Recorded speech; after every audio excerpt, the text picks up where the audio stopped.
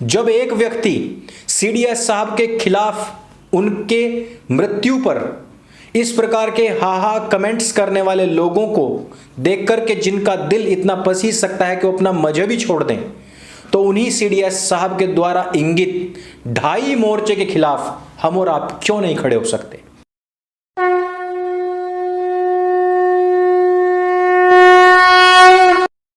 नमस्ते दोस्तों, आप सबका एक बार फिर से स्वागत है आपके अपने YouTube चैनल सत्य सनातन में।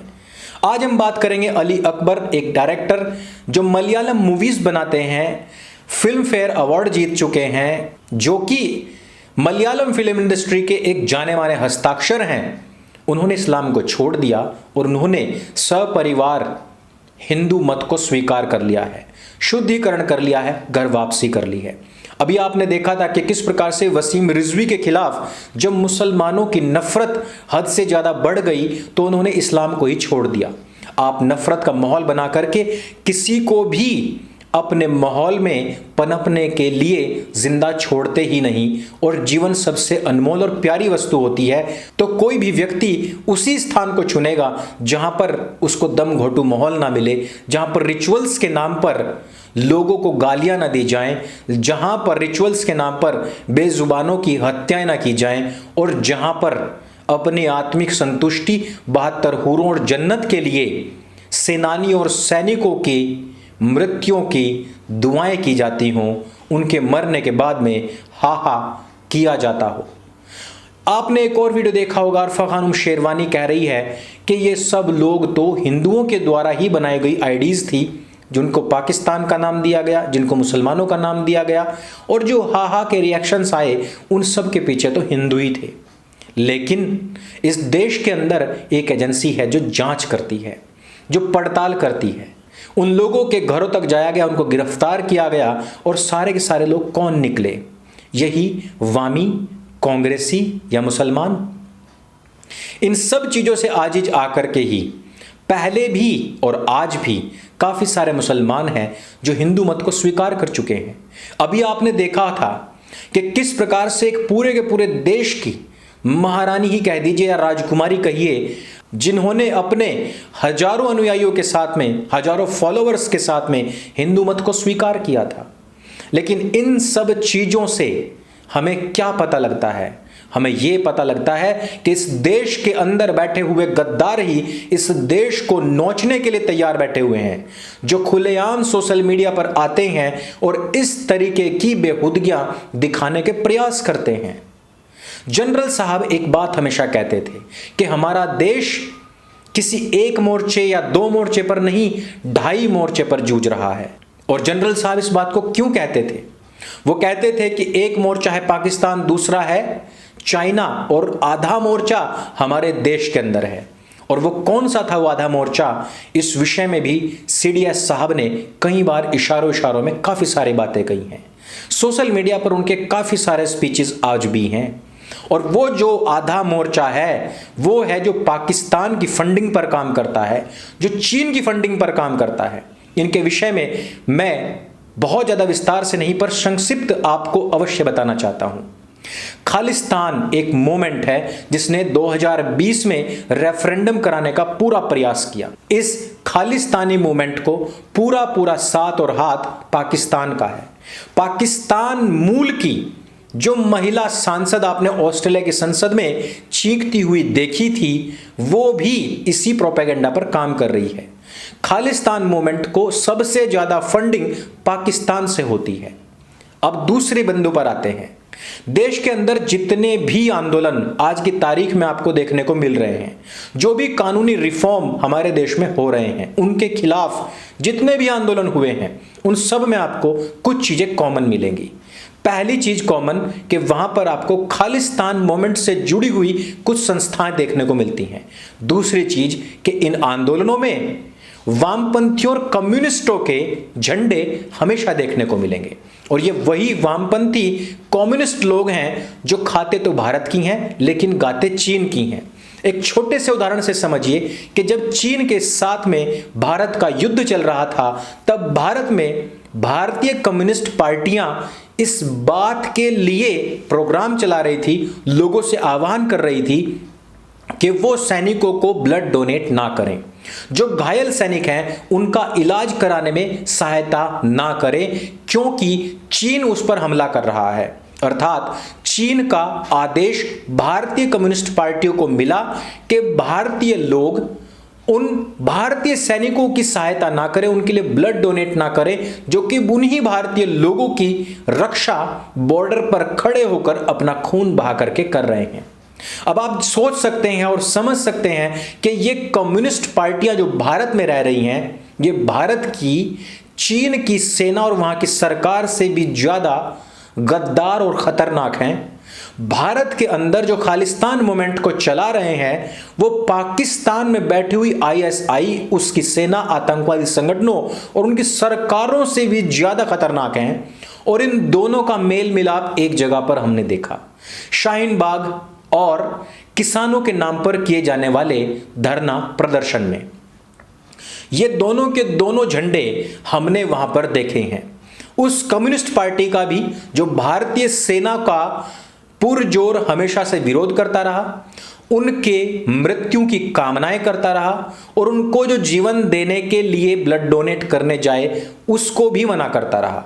दूसरी तरफ खालिस्तानी मूवमेंट, वो खालिस्तानी मूवमेंट जो सन 84 से पहले से ही हिंदुओं पर हावी था, उनकी जान और माल का नुकसान पंजाब में कर रहा था, वो जिसने की हिंदुओं की निर्ममताओं के साथ में हत्याएं पंजाब के अंदर की हैं, वो लोग जिन्होंने बाहुबल पर अपने हथियार के जोर पर इंदिरा को मार करके गद्दी को हथियाने के पूरी तैयारियां जिन्होंने कर रखी थी, उन लोगों की, इन दोनों के दोनों मोमेंट्स को हमने किसान तथा कथित किसान आंदोलन और सच में कहें तो आड़ती और खालिस्तानी और कम्युनिस्टों के आंदोलन में हमने देखा है और शाहीन बाग में भी देखा है। इन दोनों आंदोलनों ने पिछले 2 साल के अंदर देश को जितना अस्थिर किया है, जितना राष्ट्रीय कलंक बनकर के दोनों के दोनों आंदोलन उभरे हैं, उनसे हमें एक चीज क्लियर हो जाती है कि जनरल साहब किसी और के विषय में नहीं, बल्कि अपने सबसे बड़े 2 दुश्मनों चीन और पाकिस्तान के द्वारा पोषित 2 देश के अंदर बैठे हुए धुरे यानी कि खालिस्तानी और कम्युनिस्ट की ही बात कर रहे हैं।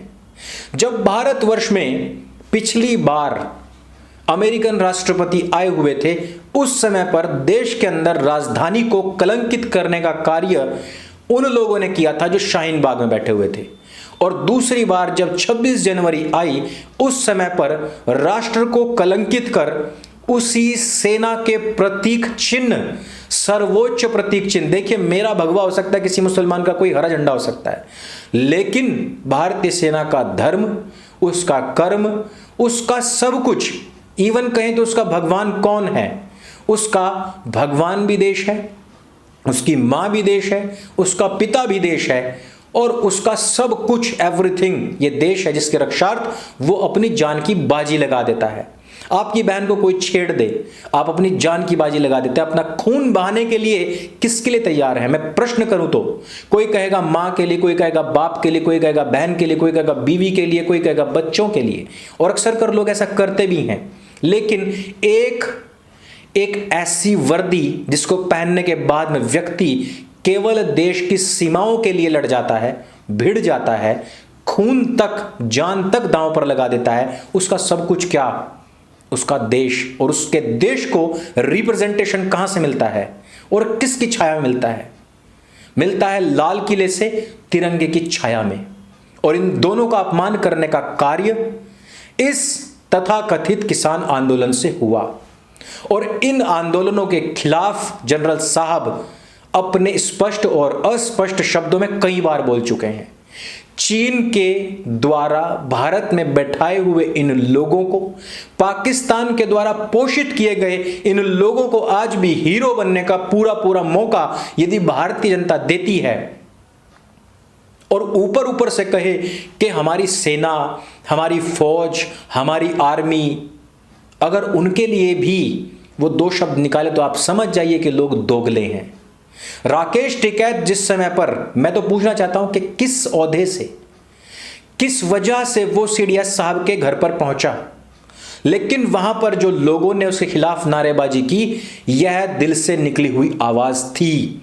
राकेश टिकैत इस देश का सबसे बड़ा गद्दार है और इसकी वहीं पर कुटाई होनी चाहिए थी, इसकी खाल में वहीं पर भूस भरा जाना चाहिए था। लेकिन आपको भी पता है दोस्तों कि जो कुछ लोग ऐसे होते हैं ना, जो बिन बुलाए कहीं पर भी पहुंच जाते हैं, कहीं पर भी। एक साधारण सा उदाहरण लीजिए, आपके गांव में भी कुछ लोग ऐसे होंगे कि उनको शादी ब्याह में कहीं पर भी दावत में कोई इनवाइट नहीं करता, पर वो फिर भी वहां पर पहुंच जाते हैं। उनको बाहर के बाहर खदेड़ने का प्रयास भी किया जाता है, लेकिन वो होते ही इतने नंग हैं कि वो कपड़े फाड़ करके अपने वहीं पर लेट जाते हैं। फिर लोग चाहते हैं कि ड्रामा क्रिएट ना हो, फिर उनको कह देते हैं यार इनको या तो बाहर लाके कुछ खिला दो या अंदर आने दो। तो जो अंदर लोग हैं, जो उस प्रोग्राम की अहमियत को जानते हैं, वो लोग भी उन लोगों से, उन नंगे लोगों से डरते हैं। राकेश टिकैत की भाषा, बोली, कार्य करने की शैली, देश को कलंक लगाकर बदनाम करके भी बक्कल उतार देंगे करने वाली जो उसकी बेवकूफी भरी बातें हैं, उन सब के बाद आपको पता ही लग गया होगा कि राकेश टिकैत एक नंग व्यक्ति है। इसी वजह से उसको जाने भी दिया गया, क्योंकि ऐसे माहौल में वहां पर कोई ड्रामा क्रिएट हो और राकेश टिकैत वहां पर किसी को भी कहने लग जाए तुमने मुझे फिजिकल टच किया है, तुमने मुझे फिजिकल टच किया है, तो ऐसा अच्छा नहीं लगता। क्योंकि राकेश टिकैत को किसी की शर्म लिहाज नहीं है, इस बात को क्लियर समझ लीजिए। ना उसको तिरंगे की है, ना लाल किले की है, ना देश की है, और ना उसके इस आंदोलन की आड़ में जो हमारे दुश्मन देश इस चीज का लाभ ले रहे हैं, ना उसको उसकी फिक्र है। उसको किसी चीज की फिक्र नहीं है, उसको एक चीज का फिक्र है, वह है चमकी बुखार का। क्योंकि इस समय पर राकेश टिकैत को चमकी बुखार हो चुका है, उसको अब चमकने को चाहिए। और उसकी इस चमकाहट की वजह से ही, उसकी इस नंगई की वजह से ही उसको जाने दिया गया। लेकिन आप जरा फिर से सोचिए कि जिस व्यक्ति को हमने खोया है, उसके टारगेट पर ये दोनों देश ही नहीं बल्कि ये आधा मोर्चा भी है। उसके टारगेट पर ये 2.5 के 2.5 मोर्चे थे, और इन 2.5 मोर्चों को विफल करना ही जनरल साहब के लिए एक पूर्ण श्रद्धांजलि हम लोगों की तरफ से हो सकती है। धन किसी के लिए कितनी भी बड़ी चीज हो सकती है, लेकिन मुझे ऐसा लगता है कि राकेश टिकैत के लिए पैसा सबसे बड़ी चीज है, उसके लिए वही भगवान है। लेकिन ऐसे व्यक्तियों को नंगा करने का कार्य करने वाले जनरल साहब तो आज हमारे बीच नहीं, लेकिन उनको जो लोग फॉलो करते हैं, जो उनको मानते हैं, जो उनको थोड़ा भी सम्मान देते हैं, उनके लिए ये जरूरी हो जाता है कि इन 2.5 मोर्चों को एक्सपोज करना, इनका विरोध करना और इनको पूरी तरीके से देश की सीमाओं के बाहर खदेड़ना और इनके प्रभाव से आने वाली नस्लों और फसलों को प्रभावित होने से बचाना, यह कार्य भी हमारा है। इन्हीं शब्दों के साथ में इन सब बातों पर विचार कीजिएगा। यदि वीडियो आपको अच्छा लगे, जानकारी से भरपूर लगे, तो इसको सबके साथ में शेयर जरूर कीजिएगा। मेरे संग बोले सत्य सनातन वैदिक धर्म की जय। जय हिंद, वंदे मातरम।